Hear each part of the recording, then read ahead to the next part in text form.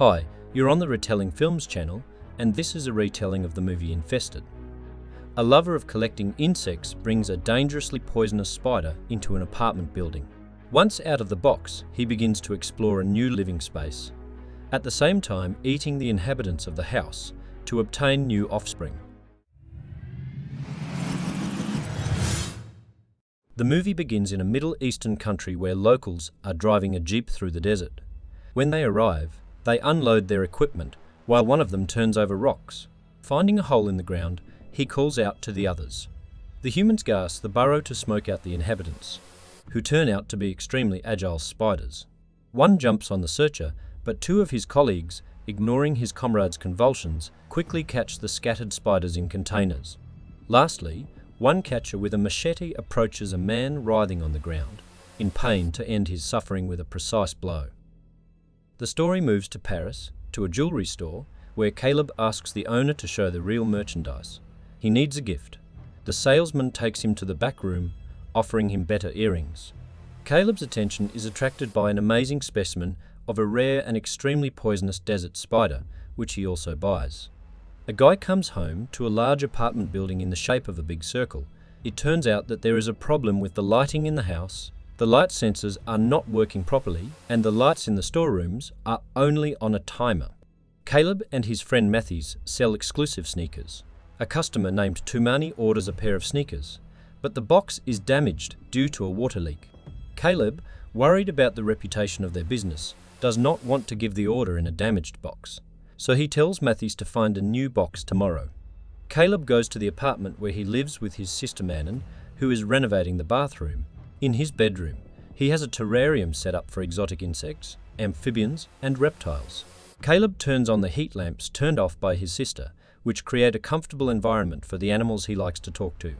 He takes out a newly purchased spider, names it Rihanna, and puts it in a box, having first thrown some tissues in it for convenience. Afterward, he fights with his sister again about the terrarium, the heating lamp, and his unwillingness to sell the apartment they grew up in, and goes to a party. There he meets Tumani, wondering when he'll get his sneakers. The current shoes have completely fallen apart. Caleb congratulates the landlady and gives her a recently purchased gift. After a small celebration, he returns home. The guy checks the box with the new spider, but it has already escaped through the hole.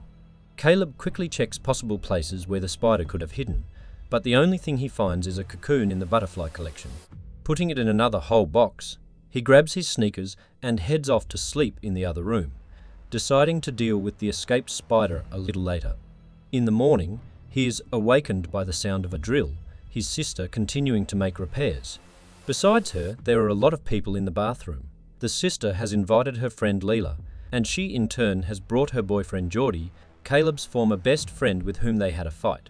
Matthews is also here, having brought a new sneaker box. After packing the goods, Caleb goes down to the underground parking lot, where a customer is waiting for him. He hands the sneakers to Tumani and is caught by Gills, a resident of the house. The man dislikes Caleb, accusing him of drug dealing. After throwing his old sneakers in the trash, he tries on new shoes in his apartment. While trying to put them on, he is bitten by a spider that has escaped from Caleb. The man quickly kills it, but numerous spider offspring emerge from inside the sneaker and attack the aggressive man. Only the doggy lazily eats the crushed spider. When Caleb returns home, he notices that the guests in his room are looking at the inhabitants of the terrarium. He escorts the guests out and follows, carefully plugging the gap under the door with rags to keep the spider from escaping. He is unaware that it has been crushed by Tumani's sneaker, who in turn is suffering from spider venom intoxication and blisters spreading all over his body. Matthews and Geordie, after throwing out the garbage, notice a crowd of people in the hallway. They gather at Tumani's door, from behind which a loud dog barks. Inside, the neighbours discover a not very pleasant sight: Tumani's dead body. The police called in do not know what the man died of. The tenants worry that it is a new deadly contagious virus, but there is no proof of this. Taking the dog with them, the young people go to the apartment to think things over. At this time, the cleaning lady notices cobwebs in the pantry and sprays insect repellent, forcing the spiders to hide in the vent. They make their way to the bathroom where Leela is washing her hands. She notices a fallen vent grate and tries to put it back in place, but it falls herself. She stands and sees the towel moving. She picks it up, causing one spider to jump back at her. Frightened, the girl locks herself in the shower room and calls Geordie for help. From multiple advice from all sides, Geordie snaps and pokes a mop under the nightstand where the spider is huddled. After kicking it out, the guy throws a towel over it and stomps his feet. But when he picks up the towel, he sees that the spider has split into many small spiders, and more spiders are crawling out of the shower drain, forcing Lila and the rest of the guys to leave the room in a hurry. They carefully seal all the cracks in the bathroom, so the spiders won't get out. At this time, the cleaning lady notices a dead spider on the floor. The brave woman takes a ladder and lifts up the false ceiling to make sure it's full of arachnids. She takes out insect repellent and sprays it with both hands. To check the result, she peeks in, but falls victim to a surviving spider that pounces on her. The young people suspect that the spider was brought in by Caleb, who already has a lot of insects in his apartment. He first lies that it's not him, before admitting that he bought a new exotic pet from a store that had run away. Caleb admits that he bought only one smaller spider, and it is a desert spider which will not survive in the European climate. Noticing the traces of the cocoon, Geordie wonders where the owner put it. He shows a box, which Geordie opens and immediately closes in a hurry. The inside is full of spiders. Geordie proposes to run away immediately and warn the police about the spider infestation. But Caleb and Matthews decide to stay against their common sense and their sister's words, because it is not in their principles to go to the police. Matthews offers to go to the neighbours and warn about the danger, but Alice, not everyone listens to the warnings, and some do not even open their doors. Going down to the lower floors, Matthews and Caleb see that the stairwells have been taken over by cobwebs. They knock on doors, but no one opens. Only at the end of the corridor, they see the open door to the apartment of yesterday's elderly woman. Once inside, the guys see her in an armchair, sleeping in front of the TV. Caleb comes closer when large spiders start to come out of her. Geordie reads on the internet that some species of spiders, when in a hostile environment, can grow 10 times the size of their mother, meaning they grow with each new generation. Later they come across a pool of blood in the kitchen. Its source is a dog from which a huge spider has hatched. The young people meet in the hallway, not realizing that the whole house has already been taken over by arachnids, which multiply and grow exponentially, and most of the inhabitants of the house have become food for them. At this point, they are attacked by Gills, smashing Caleb's head with a club. The man corners the youths into the apartment to search the alleged drug dealer. Gills goes inside, where he finds a box wrapped in duct tape, hoping it contains drugs. He pokes at it with a knife to open it, but instead of drugs, he gets bitten by poisonous spiders. The youths take advantage of this and run out of the apartment. They go downstairs, but the front door is securely protected by the spiders. Then they decide to get out into the underground parking lot. Opening the door to the hallway, they see that the walls, floor, and ceiling are completely covered in cobwebs full of spiders. Turning on the lights on a timer, Caleb notices that the arachnids freeze in the light. Then they come up with a new plan to turn the timer to maximum and sneak through the cobwebs straight to the exit. Manon offers to stand by the switch so that her friends and brother can reach in peace, after which she will quickly run to them. Without alternative suggestions, everyone agrees. The girl turns on the light, while the others, hooded, carefully creep forward, trying not to disturb the new inhabitants of these places, which already number in the thousands. In a matter of hours, the apartment building has become a deadly breeding ground for spiders, with dozens, if not hundreds, of tiny eyes watching from every corner. When they reach the exit, Manon turns the timer to maximum and cautiously follows. But she doesn't have enough time. The light goes out, and the girl freezes in the dark in the middle of dangerous creatures.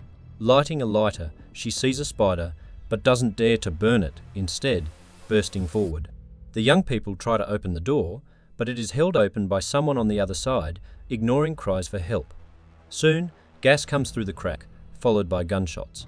Back in the basement, they notice that not everyone has gotten out.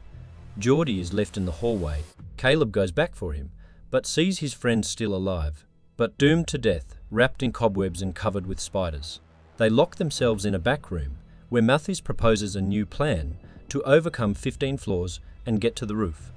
The youths make their way out into the hallway, keeping the spiders at bay with a flare.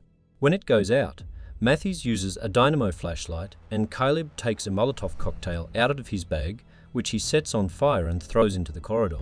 Things don't go according to plan. When fleeing the fire, spiders climb through the ceiling straight towards them. The friends run up the stairs, delaying the arachnids with the light of a flashlight.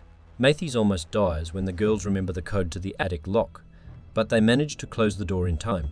Sitting in the safe attic, the exhausted people get a respite, but not for long. Soon the police show up. The police tell them to stand against the wall. A worried Caleb tries to explain that they need to save the tenants. Disobeying the order turns into a fight with the threat to use weapons. The altercation naturally ends with the victory of the authorities, who batter the violent tenants. Caleb regains consciousness in the underground parking lot, where they were moved after the fight. He sees that the policemen are collecting the corpses of spiders poisoned with insecticide. The young men realize that it was the police officers who recently prevented them from entering the parking lot by locking the doors from the outside. Matthews, who has bite blisters on his neck, realizes that he won't last long, and after waiting for the right moment, he turns off the generator and runs to the door to the corridor in the darkness to break it down with the policemen. Hundreds of spiders crawl out of the dark doorway, attracting the attention of the cops.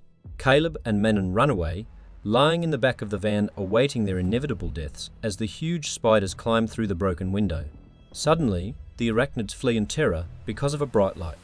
Leela's car's headlights flashing across the parking. They drive through the parking lot, crashing into parked cars, losing tyres, and hitting mopeds and police officers along the way.